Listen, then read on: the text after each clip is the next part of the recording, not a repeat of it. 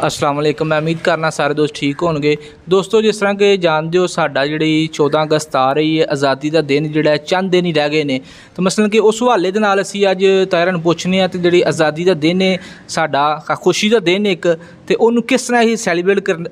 कर सकने या किस तरह वो खुशी का दिन असीं मनाइए तो साडे वास्ते बेहतर है, क्योंकि एज आ मुस्लिम जिहड़ा ना वो मसलन कि असीं किस तरह इस दिन नूं जिहड़ा ना खुशी अपना वो सैलीब्रेट कर सकने। अस्सलाम वालेकुम। वालेकुम सलाम।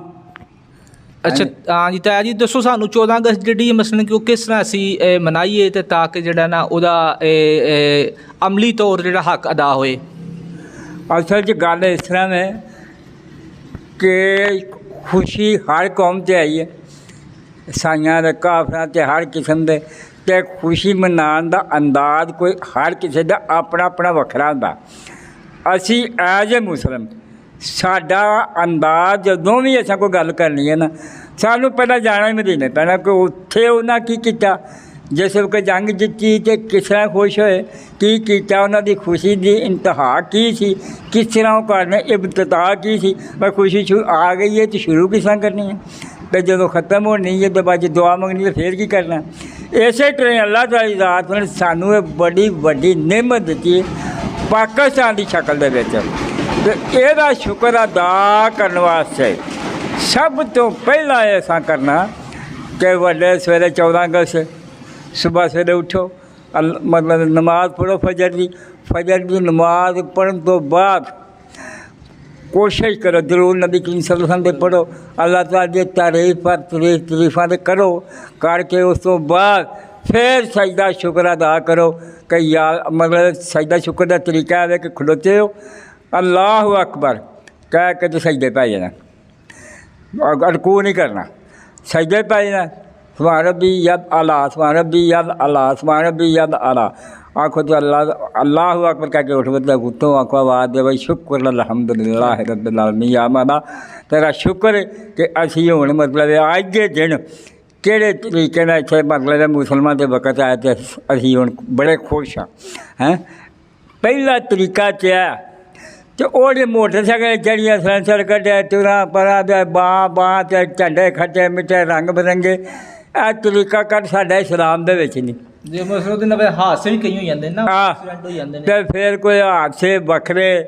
तो फिर एक बंदा खुशी आप ही मनाए तो लोग आवादार, पर जेड़े जेड़े तुहां राह जाना ने जलूसा रहा तो अपना बल्ला बल्ला ही कर रहे हैं, वो सारे वो लोग परेशान। वो खुशी क्यों होंदी है किसी को पता लगे कि असी खुशी करने तो तुहाडे नाल रल के खुश होण। मिसाल दे जलूस जा रहा, ये नहीं कि जलूस कड्डो ना, जलूस तरीके नाल जाए,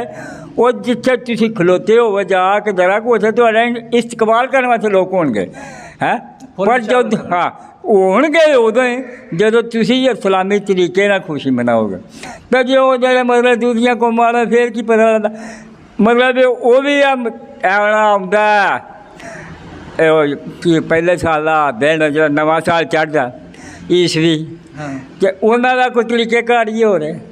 उन्हें अपने तो इस खुशी करनी में काम ही असी वो करिए भावें पुट्ठा भावें सीधा कि जो दुनिया च एक वखरा जिहा होगा, कोई बर्फ के घर बना लगा, कोई कोई है, पर नहीं सरसा जदों भी अल्लाह खुशी दे तो उदों वह शुक्र अदा करना, सजदे करना, तो जिस वक्त अल्लाह को परेशानी ले तो अल्लाह दे अगे तरला ही करना कि या अल्लाह हैं तू ही माफ़ करने वाला जो साड़ी कोई गलती हो गई है। उन्होंने सूरत बकरा चुकाया था रब्बाना ला तुआखिज़ना सीना अख्ताना, वो मतलब यह है कि रब सच है कि साढ़े कोई गलती मलती हो जाए तो तेरा काम है तू माफ़ कर सकना है, तो नाले उन्हें खोल भी दी, पर गलती का कोई तरीका या गलती का कोई स्टाइल होंगे कि इस किस्म की गलती हुण जो जबरदस्ती जुल्म करना या किसी लुट लेना या नक कतल कर छड़ना, वो गलती भावें अल्लाह चाहे तो माफ़ कर दे, पर बहरहाल वो कंट्रोल सानू मुसलमानों को करना चाहिए। इस बात जलूस कड्डो, कपड़े पाओ, झंडे फड़ो, बड़े तरीके नाल जाओ, अल्लाह की याद दे जाओ, कभी नबी करीम से दरूद पढ़ो, कभी नाज शरीफ पढ़ो, कभी अल्लाह की हमद बयान करो,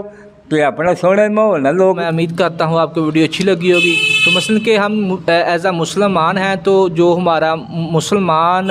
मज़हब है वो इन चीज़ों की इजाज़त नहीं देता कि मसलन कि हमसे कोई दूसरा मुसलमान बहन भाई मसलन कि कोई तकलीफ़ में मुब्तला हो, या मसलन कि